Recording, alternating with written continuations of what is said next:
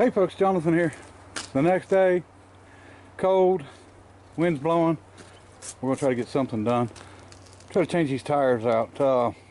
Somebody had asked and mentioned about why this car moves like it does, shakes like it does when it's running. And I don't know. This thing, I've never had one that had so much body twist in it. That would just sit there while it's running and, you know, twist back and forth like it's doing. Don't really know why. I know everything's centralized, you know, when it comes to the control arms, everything's brought to the center.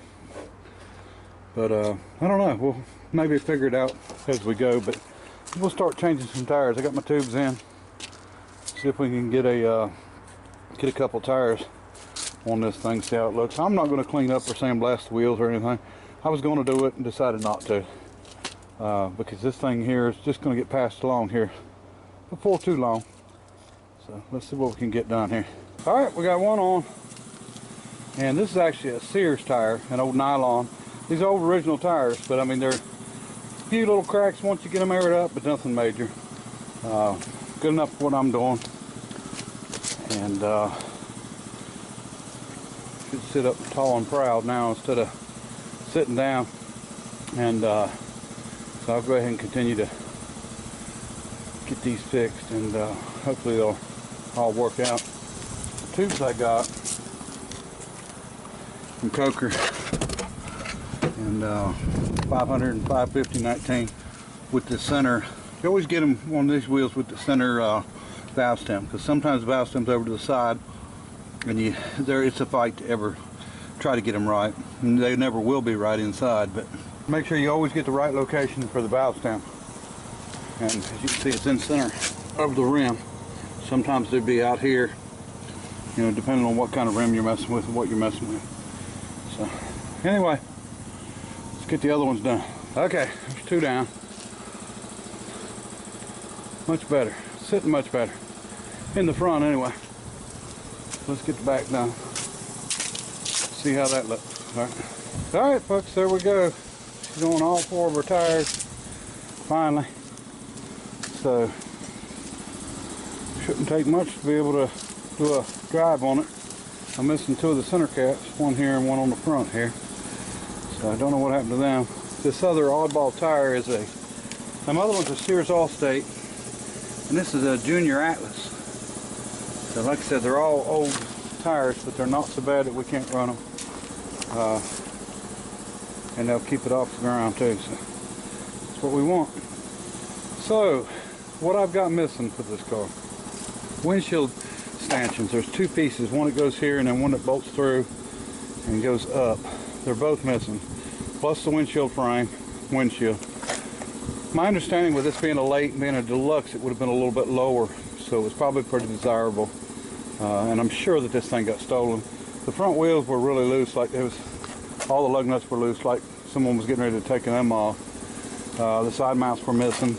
All the top bow and then seats and stuff, interior's missing. No top whatsoever. No rear seat sections for the rumble seat. I think I said the side mounts are missing, the spare tires. The bar for the headlights themselves, anything else that went here is gone. And radiator cap. Surprised the cowl lights are there. May not have been able to get them off. Maybe that's it. But I really think that this stuff was taken off this car when it was in that barn, you know, and stolen along with the distributor. So I don't know how far I'm going to go on this. I don't know how far I'm going to go when it comes to putting it back together. It's a nice car and it deserves to be put back together. Probably isn't original. I mean, someone may one day hot rod it, but it won't be me. But the plan is now is to fix the cooling system, get another radiator in it, the hoses, fix the water pump, and get that to where it's sound. I'm not going to worry too much about a windshield right now. If so, I'll probably just build some stanchions and, you know, put something together if I decide to. Instead of sinking, you know, a bunch of money into something that I'm just going to turn around and get rid of anyway. And then probably maybe cut the plywood panels out. That'll be quick and easy for the floor. and then maybe just get something together for a seat, and that way we can move this thing around a little bit and see how it does drive. I'm sure it's going to move okay. Anyway, we'll see what happens, and tires are on. That's the main thing. All new tubes. It should hold up just fine. So, all right. Okay, folks. Since we got the tires on the A, and I'm waiting on a few parts for it, water hoses, stuff like that, I figured I would go ahead and see if we could get this fuel system set up on this one, and then we'll work on the linkage. But one of the things I want to say, you know, you got your rods that run from the here on the radiator back to the firewall. Now I'm mounting this where they would normally go, and I made an executive decision that I want that there. And the brackets I've got that went here, now I covered the holes, and I actually fiberglassed them because I thought maybe if I needed to I could come back through and drill them out from the backside, and everything else got welded up on it. That's the only thing that didn't get welded up. But I don't want to I don't like them running there, and I want my fuel system there. So if I decide to run the rods, I'll run them over here somewhere or something and come up with some different brackets, because the brackets that went on, you know, they were rusty and stuff anyway, so it didn't matter.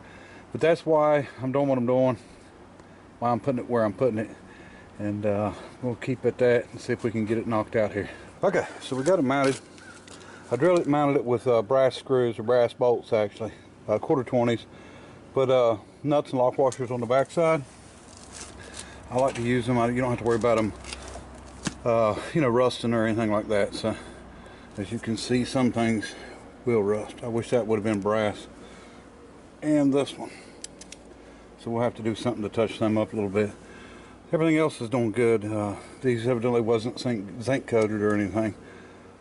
But hoses are on here. I'm trying to figure out how I'm going to run my fuel line from my pump, how far back. You know, this is mounted on body, this is engine moves, you got to have rubber lines. You can't run steel line, it'll end up cracking if you do. So, you know, for this we got to run partially, well, we can run steel from here back up and run rubber the rest of the way, or run rubber the whole way or something. But you know, we can't, you don't want steel lines unless, you know, like brake lines on a car where they will curl them, and that actually takes a lot of the flex out of them. People don't realize that, but that helps out a lot.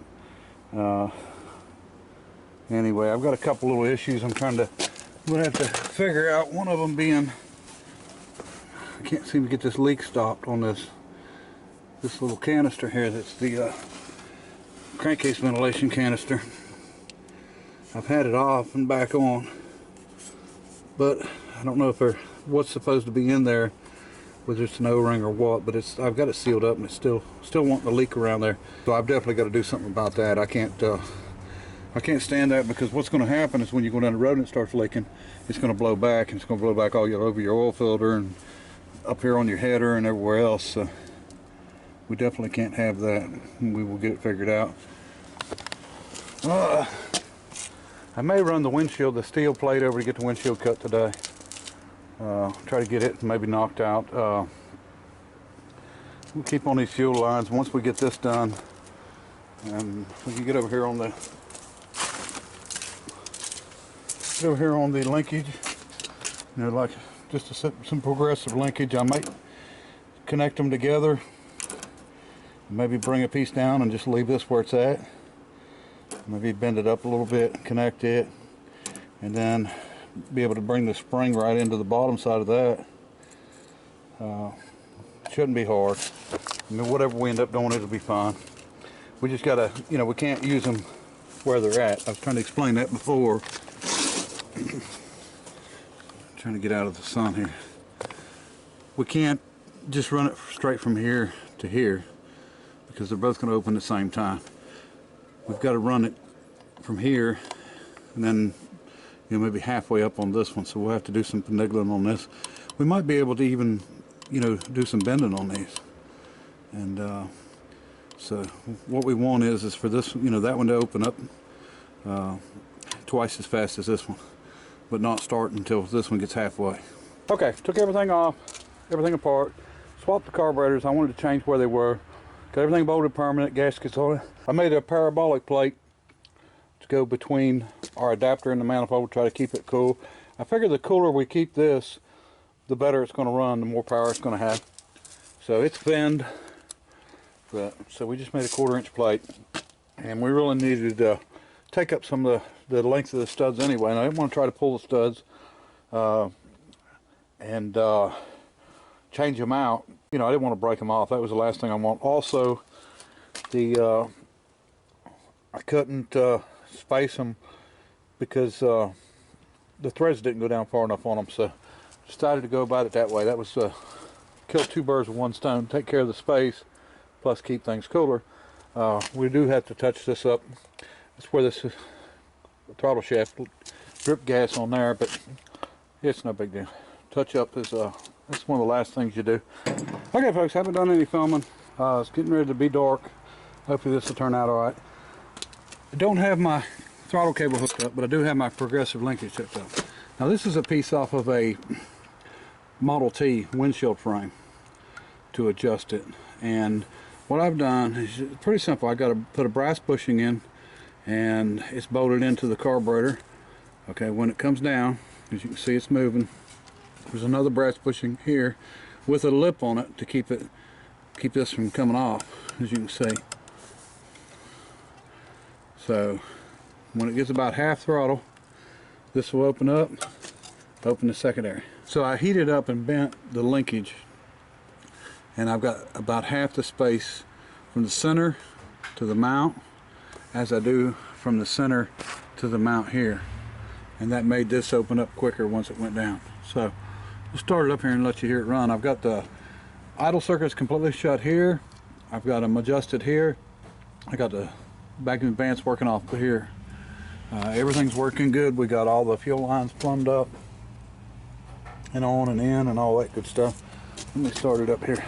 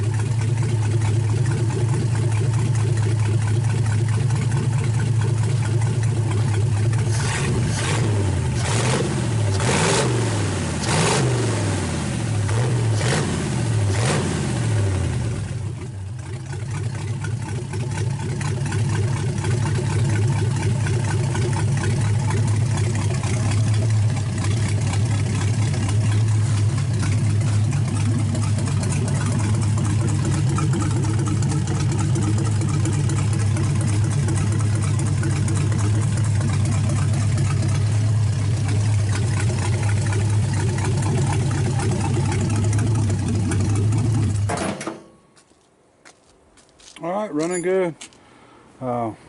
Secondary comes in good. Seems to be working just fine. I had a little issue with the accelerator pump in the main carburetor with the primary, which is the front. Did a little work on it, got that right. So I think everything's fine. No fuel leaks. Worked out really well. I just got to make a new mount for my bracket here, and I'm going to hook it in to the main ball right here. I need to get this paint touched up on this intake and get us some kind of air cleaners on it. So she's running good. As good as I could ever ask for anyway. So